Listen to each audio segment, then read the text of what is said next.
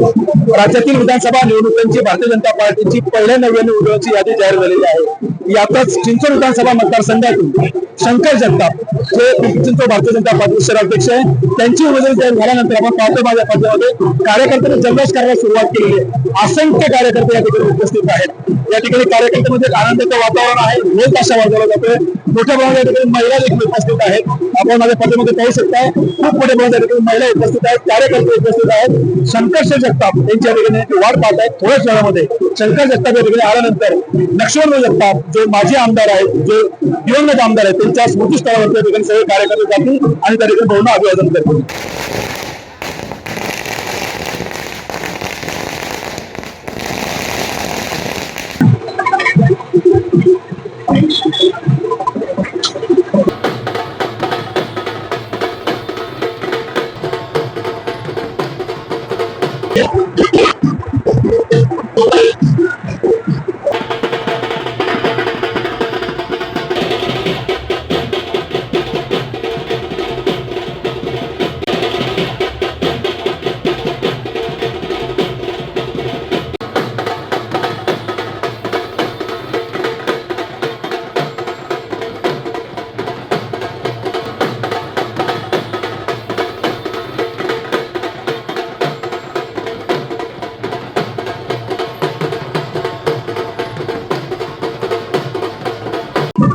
चिंचवड विधानसभा मतदारसंघातून भारतीय जनता पार्टीचे शहराध्यक्ष शंकर जगताप यांची उमेदवारी घोषित झालेली आहे। आपल्यासोबत पल्लवी जगताप आहेत। काय सांगाल, आज शंकर जगताप यांच्या पहिल्याच यादीमध्ये नाव आलेलं आहे, काय उत्साह तुमच्यामध्ये, काय आनंद वाटतो? खरं तर आजचा दिवस पाहण्यासाठी आम्ही खूप उत्सुक होतो, कारण का जो हा आज जल्लोष दिसतोय तो 2019 साली पण भाऊंच्या वेळेस असाच होता आणि आजही तसंच आहे। पण मागच्या पोटनिवडणुकीस पण तो दिवस पण आमच्यासाठी खास होता। पण आमच्या त्यावेळेस आमच्या डोळ्यामध्ये अश्रू होते आणि बरेचसे आनंद अश्रू होते आणि ते निवडणूक पण सर्व कार्यकर्त्यांनी भाऊ नसताना पण अगदी जोमाने पार पाडली आणि आजचा पण हा दिवस आणि आजही असंख्य कार्यकर्ते जमलेले आहेत।